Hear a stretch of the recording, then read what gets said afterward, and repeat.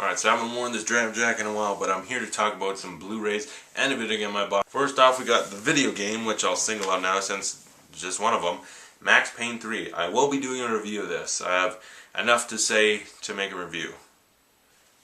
If you're a fan of the first two, you'll be disappointed because I haven't played them. This next one I show you is going to make you want to go out, buy the Die Hard anthology, find me, and jam it up my ass. Because it's Die Hard 5, A Good Day to Die Hard.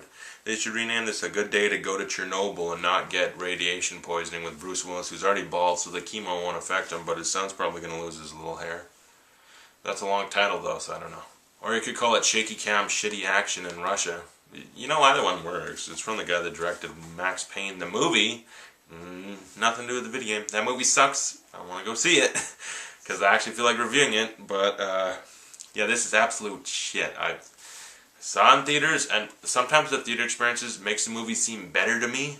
But no, when I'm at my home cinema, yeah, it comes off like shit. It came with a digital copy. I doubt I'll be using it. I almost feel like giving you guys the code, but you wouldn't accept it. So yeah, the good thing, I didn't actually pay for it. No, I didn't steal it. Thought about it. Someone else bought it because he also loves Die Hard, and he was like, "Is it good?" And because it's on theater, instead of going, "It's absolute shit," I was like, well, you know, it is pretty bad. There's a couple good parts. Actually kind of dumb, though, so I don't know if you want to. And he watched it, and he was like, what the hell is this? Take it away. So, me being like the collector I am, I'm going to own all the Batman movies, including Batman Returns and Batman and Robin. You know, it's just some movies have to complete the collection. This is going to be on the shelf, wrapped up in, like, tin foil and plastic wrap to make sure it doesn't touch the other movies. But I have it, and I've watched the special features. I almost feel like doing a Blu-ray review of it. I'll just talk about it right now. The special features for this movie are hilariously ridiculous. Oh my god. First off, every time the director speaks, it shows you just how much of an idiot he is. He has no idea what he's talking about. They're like, what makes a good Die Hard 5 movie? Or no, the question they asked him, the first one is, what does Die Hard 5 mean to you? And he's like, it's the one that came after 4? I don't know. But he's a dumbass.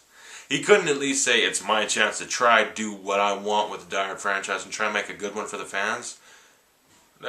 I'm sure even if they told him to say that, he'd probably just be like, it was my chance to fuck up the franchise and shake the camera and have weird angles and radiation. I don't know.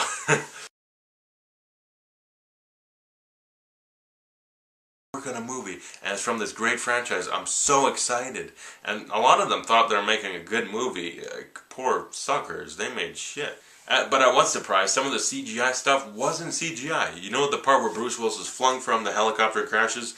They mixed CGI with him actually flying through a window, and the part where him and his son are falling like through the roof into the pool, they actually filmed that with them on wires, and the explosion was in front of them, but they CGI'd the helicopter bits flying or whatever. So a lot of it was just real scenes that had shitty CGI kind of around it that made it look bad. Because when you watch the trailer, it's like, oh, look at them falling into that pool. That looks like crap. They actually did it. Good job. You made real stuff look crappy. Next up, we got a very prestigious movie, I guess you could say. It was a big Oscar movie. I remember when it came Oscar times, it was like, this person will win this, and this person will probably win this. Well, I gotta admit, that whole Oscar show I did, I'll just put a link to it right here, but my Oscar predictions, I had not seen almost any of the movies. I was just going off, yeah, Jennifer Lawrence is awesome, she'll win, and then literally 2 seconds later edit it out and say that Jessica Chastain will win, and then watch the Oscars and be like, oh, I actually knew something and I got it wrong. Shit. But anyway, it's Lincoln, starring Daniel Day-Lewis. Definitely deserves the Oscar for playing Lincoln. He played a fantastic Lincoln, as opposed to the guy from the Vampire Hunter one. It looks really good on Blu-ray and all. Steven Spielberg, great director. This movie's way too effing long. Okay. I've seen a lot of great movies that are like serious. It's like, oh, this is a prestigious movie. The Dark Knight Rises has got to be 2 hours, 40 minutes. Lincoln was way too effing long, okay? Next up, the British gangster movie Snatch. It's not a dirty movie, even though it's called Snatch, I know.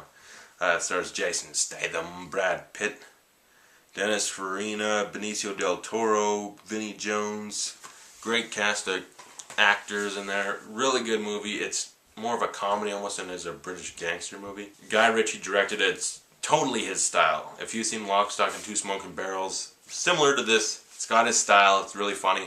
Great movie. And then we go from shitty action movies to historical dramas to British gangster movies to a superhero movie, Spider-Man 1.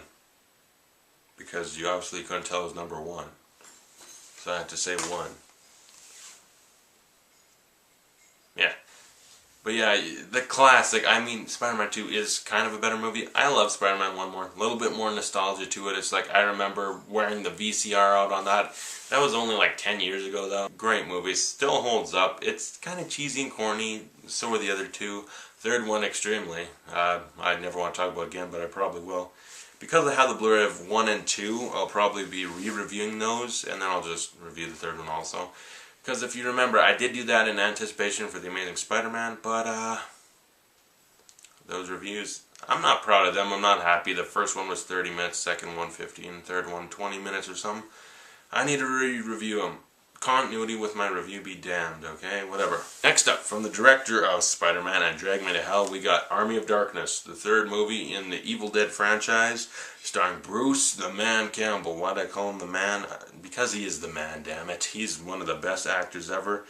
And he's hilarious. I think I might, if I get the other two, I'll review the franchise, but I know Bruce Campbell's like infamous for being great in these movies, so I'm excited to watch them. We got the last two. Next up, in my trailer reviews, I talked about Wolf of Wall Street, directed by Scorsese, starring DiCaprio. I got a Blu-ray from one of their previous movies together, The Departed.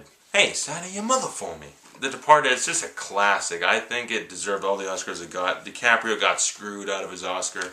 They nominated him for Blood Diamond instead of Departed. That was a colossal mistake. He could have won for The Departed, I thought. The firefighter is a bunch of fucking queers. Everything sounds better with a Boston accent, and all the ball busting in this movie, all the great insults. It's a great movie. This is America. You don't make enough money, you're a fucking douchebag. And lastly, we got one of the greatest movies of all time.